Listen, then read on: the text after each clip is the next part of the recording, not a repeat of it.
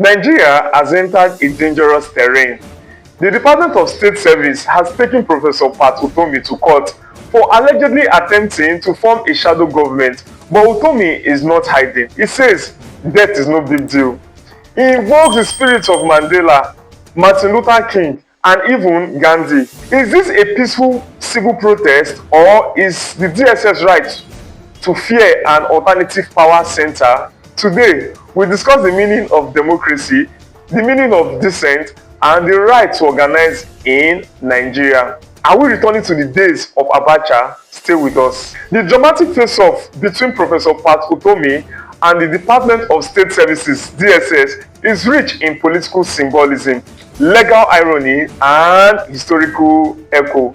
Below is a structured analysis of the whole matter. Now, let's do analysis of the crisis. Now, shadow government versus state power, which is what the DSS is trying to bring about. Number one, the DSS accusation. Now, the allegation by the DSS is that Pat Utomi is attempting to form a shadow government that undermines the current democratically elected government. This is ironical because we all know what happened in the last 2023 election, where the Labour Party and PDP took APC to court. Now, what are the legal implications? DSS claim that this act is unconstitutional, poses a threat to national security, and attempts to usurp executive powers by force. Now, the suit is actually filed at the Federal High Court in Abuja. Number two, Pat Utomi's defiant response. His tone is that of philosophical, provocative, and fearlessness. And what is the statement? The statement we keep seeing him say in his response to them is that number one, death is not a big deal. 4 of my friends are in the mortuary. Number 2, he says, my hands are primed for handcuffs. Number 3 statement, again, to take away there is, democracy died when citizens can't organize to question their agents, that is the politicians. And he goes on to say, or let's look at it this way, how is he positioning himself with these kind of things that are happening? Number 1, he frames himself in the tradition of Gandhi, in that of Mandela, in that of St.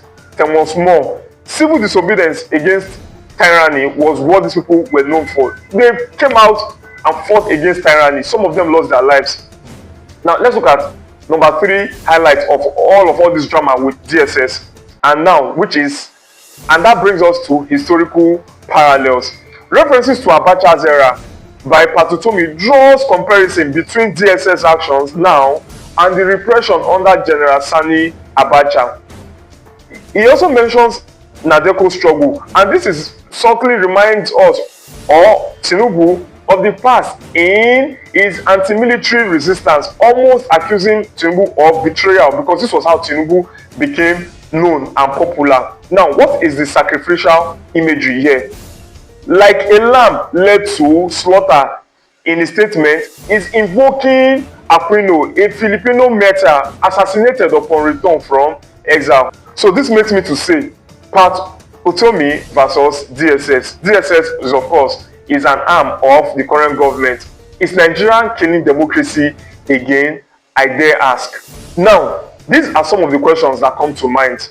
What does the Nigerian constitution say about shadow cabinet? Because this is the first time in my adulthood that I'm hearing of anybody being accused of shadow government in Nigeria. Since 1999, we returned to democracy.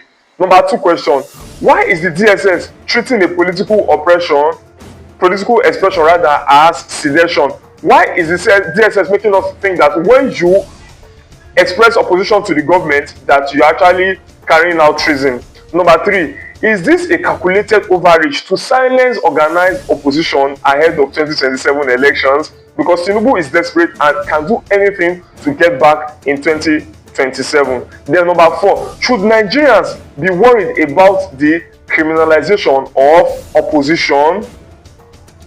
Number 5, does this suit signal fear within the Tinubu administration of alternative voices? Now, this is my philosophical and intellectual take on the whole of this matter. Utomi's reply is not just political, it is existential. By invoking death, martyrs, and historical resistance figures, he transforms his legal case into a moral trial. of the Nigerian state. His defiance positions him as a symbol, not just as a defendant. Now, my final thought on the whole of this matter. This is bigger than Pat Utomi. The DSS response raises critical questions about free speech, civil resistance, and the right of Nigerians to organize politically. Whether or not one agrees with Utomi's method, criminalizing political opposition sets a dangerous precedent in any democracy. Remember, I am your boy, Ernest Omozobe Adebayo Okoje. Please remember to like, share, subscribe, and comment. Signing out. Peace.